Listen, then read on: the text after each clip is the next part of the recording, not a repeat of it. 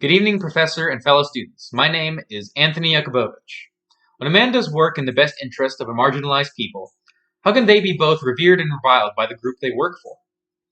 There are many influences on the equal rights movements that should be recognized. Today I'll be introducing you to Marcus Garvey, black nationalist, entrepreneur, politician, prisoner, and influencer. At age 14, Marcus Garvey's family was no longer able to afford his schooling. He was then apprenticed at a printing press, where his life as a revolutionary began. In his book, The Rise and Fall of Marcus Garvey, Grant Collins states that it's surprising that after achieving the rank of foreman, in 1908, Garvey took a leading role in the print workers' strike, leading to him being fired and no longer able to work a job in the private sector. After a great period of economic hardships in Jamaica, Garvey left for London, where he received his degree in philosophy from the University of London's Birkbeck College. I'd like to talk about Marcus Garvey's founded organization, the Universal Negro Improvement Association, or the UNIA for short, whose goal was to unite Africans in diaspora and provide a message of black excellence.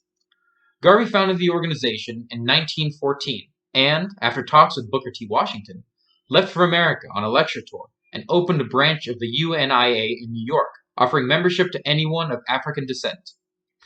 The UNIA spread across America, opening black-run newspapers and businesses. The Encyclopedia Britannica states that Garvey gained ire from both white supremacists and black leaders, who were concerned with his self-appointed title, Provisional President of Africa, and his separatist views.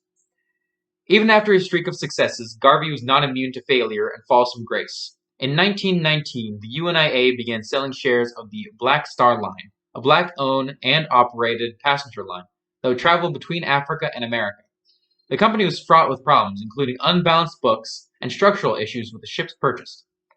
Garvey's problems came to a head in 1922 when he was arrested for mail fraud for advertising the sale of stocks on a new ship that he had yet to own. Garvey was sent to prison and deported back to Jamaica. He eventually moved to London in 1935 and built a new branch of the UNIA. Marcus Garvey was revered and reviled by his peers. His childhood work and rise to protest, even in his position of power, showed a care for equality. He is praised for his fight for African American rights and businesses, yet is frowned upon for his separatist views and improper business practices. Garvey never stopped working on the UNIA and died still fighting for black equality, and is remembered for his message of African American pride and work towards African American economic freedom. In conclusion, it is my pleasure and honor to introduce you to Marcus Garvey. Thank you for coming, and I'd like you to join me in welcoming Marcus Garvey.